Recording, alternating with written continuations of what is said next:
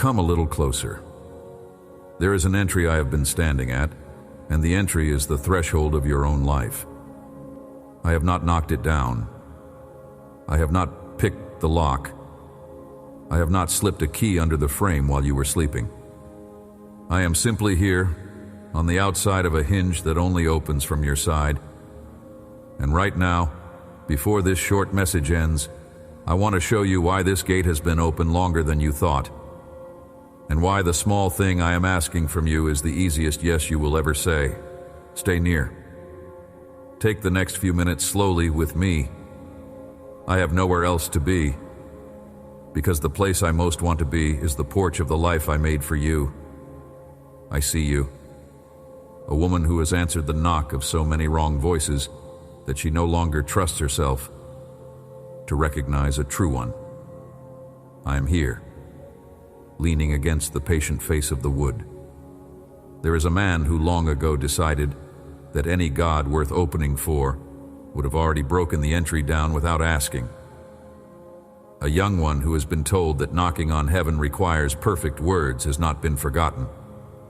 An older one stands at the latch of his own life with a hand he does not fully trust, embarrassed by how many years it took to walk this far down the hallway.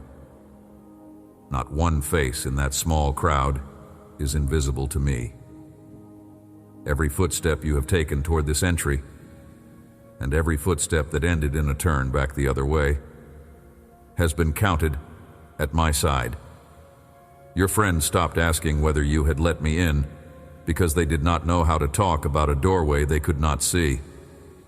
Your morning conversation with me has become shorter, not because you stopped wanting it, but because the welcome you imagined on the other side would have always seemed too good to be the kind of thing offered to someone like you. There is a quiet calendar inside your chest, and you have been crossing off the days the doorbell has gone unanswered by me. That calendar is not the truth about me. An ache lives behind the breastbone of the one who keeps waiting and waiting and never quite hears the divine footstep on the porch. I know that ache by name. I have sat beside it through many seasons of your life, even when you were sure no one was sitting beside it at all. A widow closes the front entry every evening on a house that used to feel full. She has not been forgotten. A student has stopped expecting a sign from me in his quiet hours. He has not been forgotten. A parent whose hands shake at the threshold of a child's empty room has not been forgotten. Every one of those crossings, the ones inside your home and the ones inside your heart, has been a place where I have been waiting. Annoyance is not what I feel about how long this walk has taken you. The feeling is tenderness.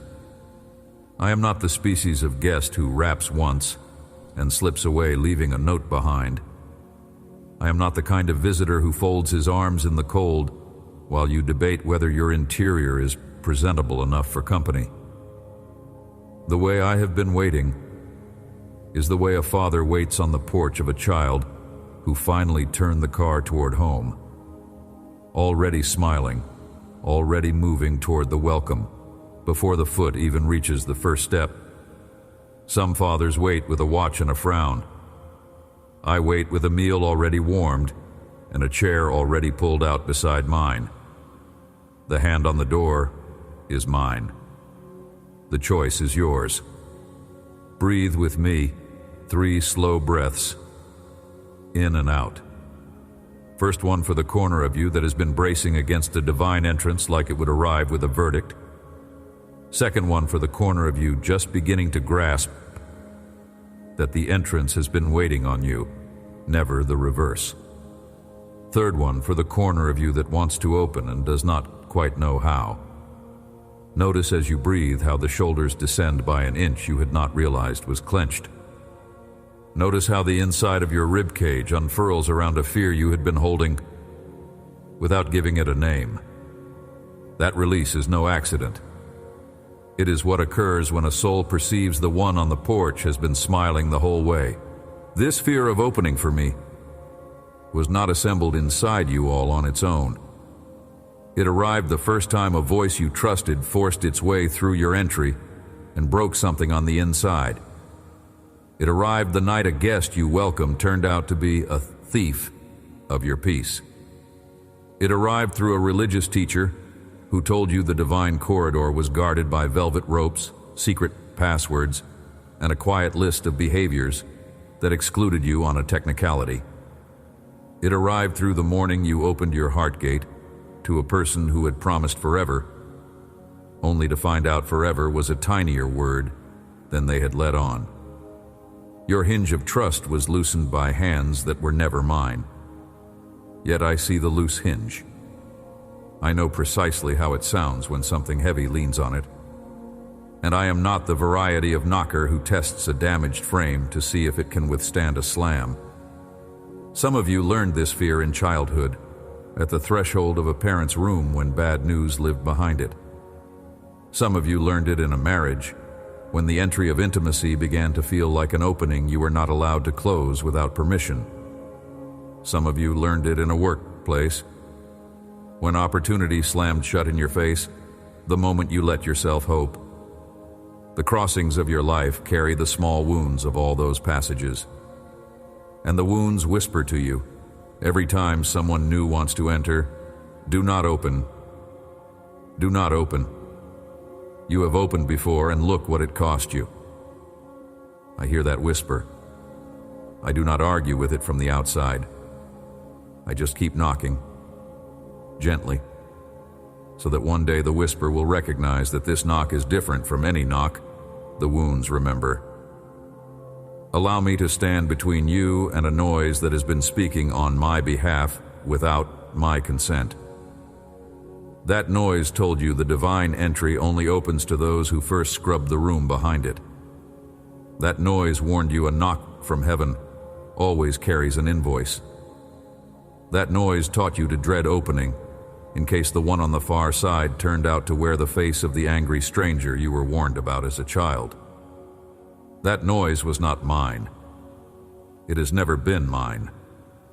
And anyone who once handed it to you in my name, even with kind intent, was simply forwarding a picture they had received secondhand from someone who had also been wounded. At some point in your formation, an idea took root that knocking on my door and being knocked upon by me in return demanded perfect language, the right posture, the right hour of morning, a particular tone in your voice, a level of holiness in your week that you have not been able to keep up. Someone taught you that I only step into homes where the dishes shine, where children sit still, where the budget balances, where the marriage hums, where prayer flows like a familiar song. Someone taught you that my presence was a prize given to whichever rendition of you had already pulled it together, never a guest for the rendition of you still in the middle of unraveling. That is not me. That has never been me. I do not knock at the entry of the polished home and pass by the gate of the messy one. I do not check the porch for fingerprints before deciding whether to come in. Houses I have most loved sitting in across all the centuries have been the ones with crumbs on the table, mismatched chairs, and a child crying in the next room. A well-kept palace impresses no one in heaven. An honest table, a tired one set with whatever bread is on hand, is where I have always preferred to eat. Do not measure your readiness for me by the standards of a host, trying to impress a stranger. You are not hosting a stranger. You are letting your oldest friend back into a room he helped build. Whisper this back to me slowly. The threshold does not need to be clean for him to enter. Say it once with your real voice, even if the room you are in is empty. Then say it a second time, softer, the way you might say something true to a friend you trust. Hear the words leave you. Notice how the room you are in, the kitchen, the car, the bed, the bench, does not collapse under the saying of them. Walls hold, hinges hold, truth holds. None of them were ever waiting on your perfection. They were waiting on your willingness. The real me is not standing on the porch judging the condition of the welcome mat. Real me is not glancing at my watch to see how late you are to your own life. Real me is leaning toward the threshold with a patience the world cannot understand. The way only the one who made you could lean, already wearing the smile, already with a meal in mind for after you say yes. Already, with a word of comfort, prepared for the first 10 minutes inside. And there is something else I want you to know about the way I wait. I do not wait the way a creditor waits. I do not wait the way a judge waits. I do not wait the way an angry teacher waits at the front of a classroom for an answer to a question he already knows you got wrong. I wait the way a friend waits at the airport with flowers in his hand, watching every face come through the gate, hoping the next one will be yours. I wait the way a mother waits at the window when the school bus is late, refusing to leave the glass until she sees the small figure step onto the curb. That is the kind of waiting I've been doing at the threshold of your life. Not impatient, not bitter, just waiting in the way that only love can wait. Eagerly, gently, without giving up. There is one image I have been holding for you across centuries. An image I pressed into ink in an era far from yours, knowing that one evening in one room, a person who needed it would lean closer to listen. That person is you, and this is the evening. The image was not addressed to scholars. It was not aimed at the impressive or the religiously fluent. It was offered to the weary one who has been circling their own threshold for years, wanting to step through and afraid to. It was also offered to the wounded one who once stepped through and found nothing where their hope had reached, and decided the silence was proof that no one was ever on the other side. The image is for both of you. Hear it now. This picture was tucked inside a short note I sent to a community in a town called Laodicea. They were not scandalous. They were comfortable. They were a town built on wool, eye medicine, and a robust bank, a settled place in a settled era. Their faith had stopped being cold and stopped being hot. It had become something in between, warm enough to keep them from leaving, cool enough to keep them from waking. They were the people most of us recognize in the mirror on an ordinary Wednesday. My letter to them was honest about how distracted they had grown, but it ended in an image so tender it has outlived empires. Picture the Laodiceans for a moment. Not villains, just busy. A town where the streets were swept, the markets were full, and faith was something you mentioned at supper without it changing supper. Into that humming comfort, I sent a single image that did not announce itself with thunder. The image began with a hand on wood. I knew their entries were not bolted shut. They had simply gone unattended. The unattended hinge is its own quiet danger, because while the bolt stays unturned, you stop listening for the visitor outside. Perhaps you are reading this and you are not weeping today. Perhaps you are the satisfied one.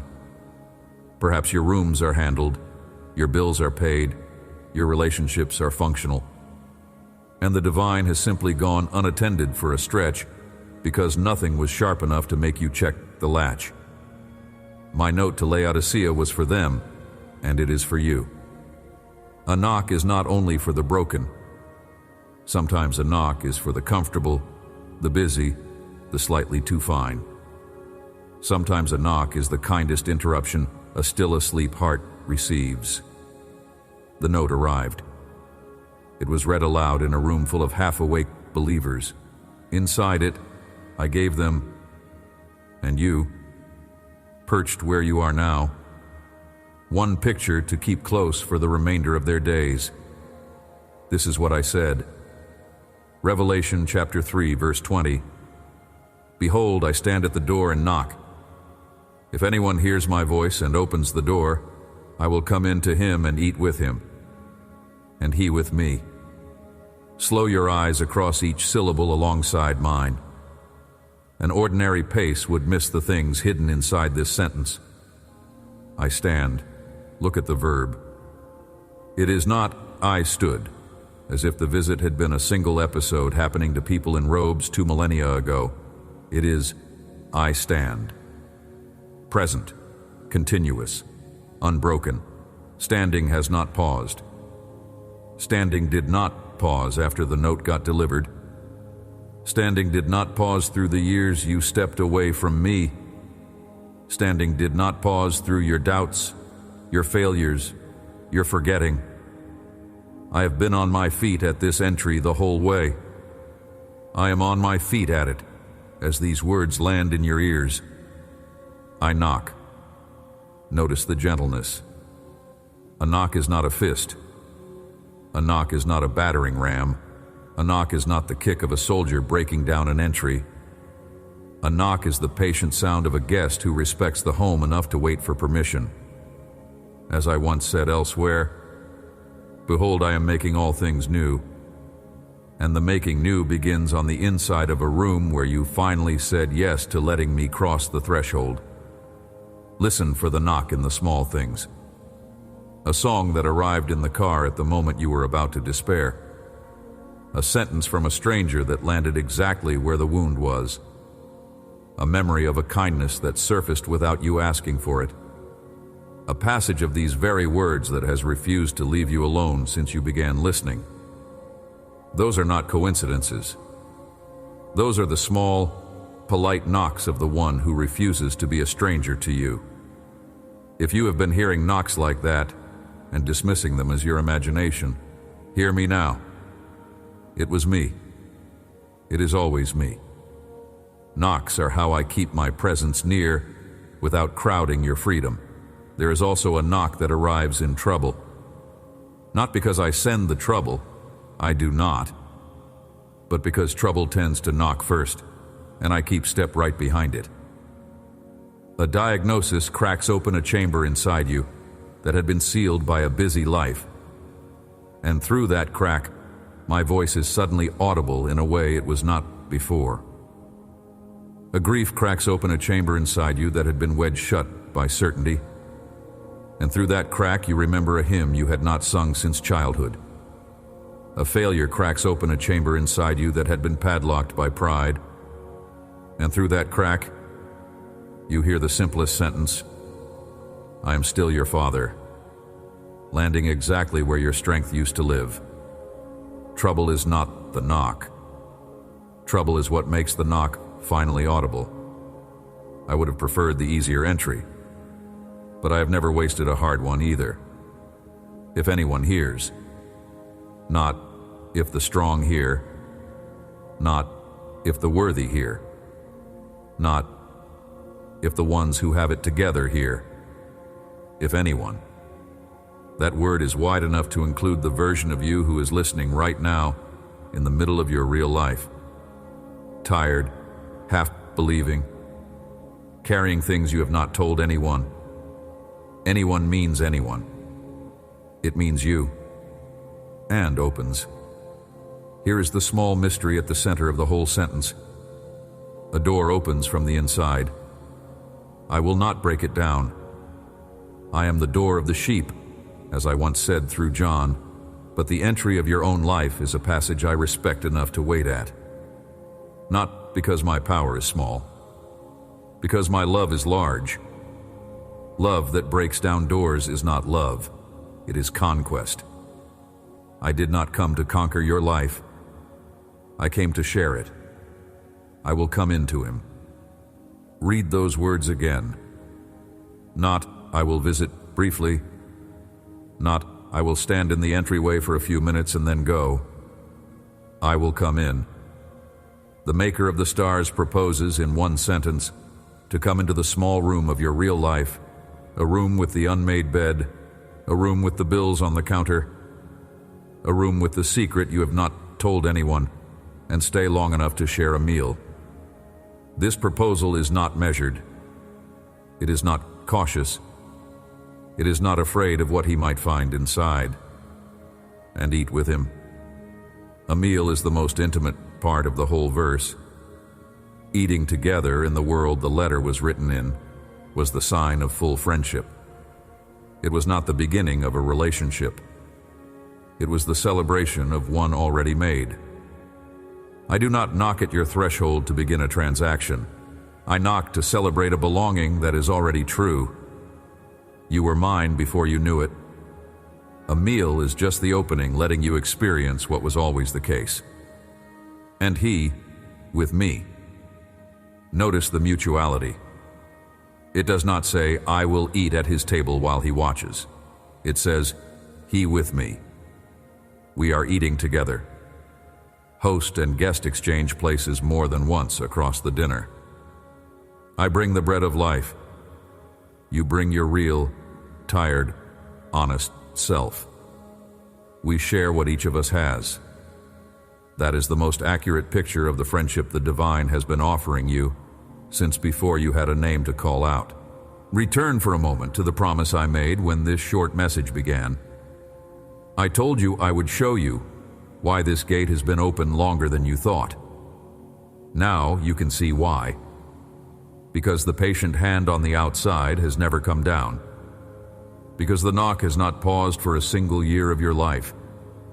Because the one on the far side of your hesitation has never been measuring your worth, only awaiting your welcome. This passage has been openable the whole way through. No repair of the hinge was ever required. No repainting of the frame was needed. No secret password was hidden behind the rules you could not memorize. The only motion needed has always been a lift of the latch from your side and a single quiet syllable. Yes. A yes does not have to be eloquent. It does not have to be loud. It does not have to come with a list of promises about the better person you are going to become. A yes can be a single breath. A yes can be a softening of the shoulders. A yes can be a sentence as simple as, "Come in," muttered into a quiet kitchen. I know how to read a yes that the world would not even recognize as a word. I have been reading yeses like that out of human hearts since the beginning. The smallest one is enough to swing the hinge. And a yes does not have to be permanent the first time you say it. Some of you have lived under the burden of believing that any opening you give me must be a final, irreversible commitment. And so you have never opened at all, because you were not ready to swear to forever. Let me ease that weight. Open the entry for a minute, then close it again if you must. Open it for an hour tomorrow, then close it again if you must. My patience does not run out across multiple openings. My welcome does not become smaller because your courage came in pieces. Friendship I am offering you is the kind that learns your pace and walks alongside it. I do not need the perfect opening. I just need the next one, and then the next one, and then the next one. Hinges grow used to swinging. Rooms grow used to being shared. And one morning you will realize the entry has not closed in a long while, and neither of us moved it. It just learned to stay open with us. Here then is a quiet practice you can take into the rhythm of the next 7 days. When you feel me far away, and that feeling will come because the heart is a weather system, pause and pose yourself one honest question. Is there a passage in my life I have been refusing to swing open? Or a knock I have been pretending not to hear? Then move one step in that direction. Just one. There is no need to fling anything wide. There is no expectation that you will welcome me into every chamber on the same afternoon. A crack of the latch by the width of a finger is enough. A breath of consent is enough. My way with new openings is gentle. I do not push into rooms that have not had a moment to be prepared for company.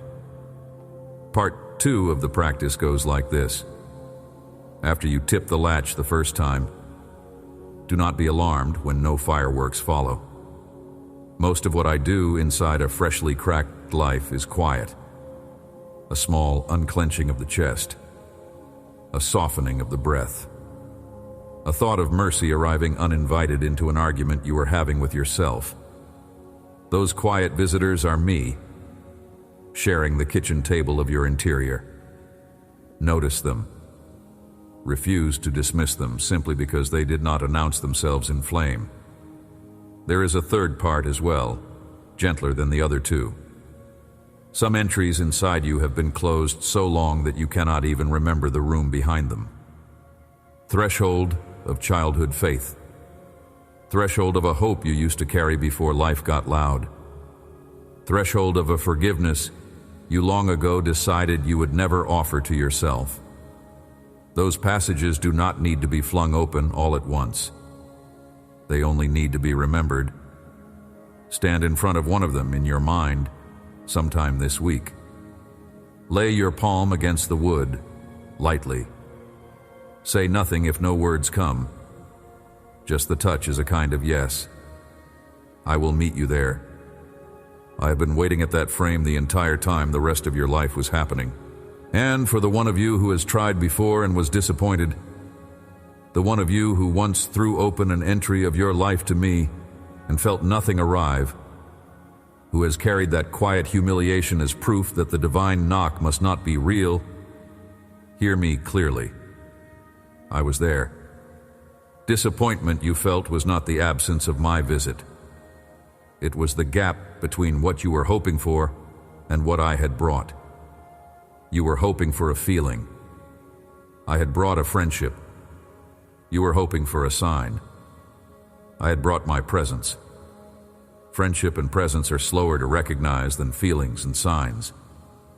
They settle in the room over months, sometimes years, like a guest who unpacks slowly because he intends to stay. Open the threshold again.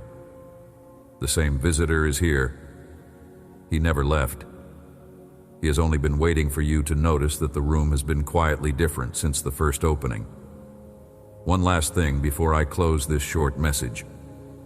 Do not expect a transformation on attempt 1.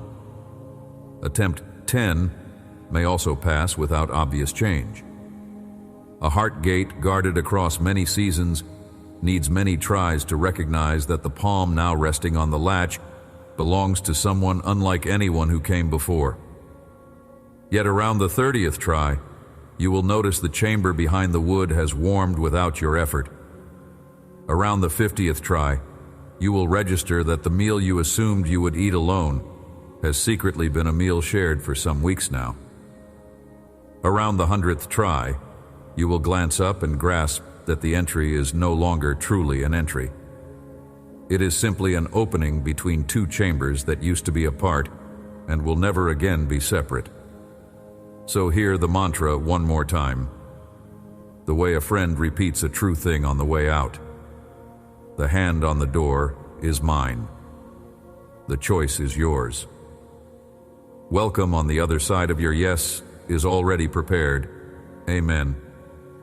If anything here settled into a hidden room in you, leave the word open in the comments below. Not as a tagline, but as a soft yes pressed against the threshold you have been hesitating at.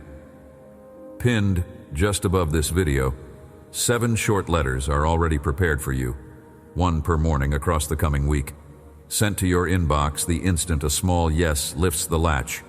Receive them. Pass this video along to one person standing at a closed gate of their own. Tap subscribe so the next message reaches your feed before tomorrow's doubt arrives first. This crossing was never meant to be walked solo.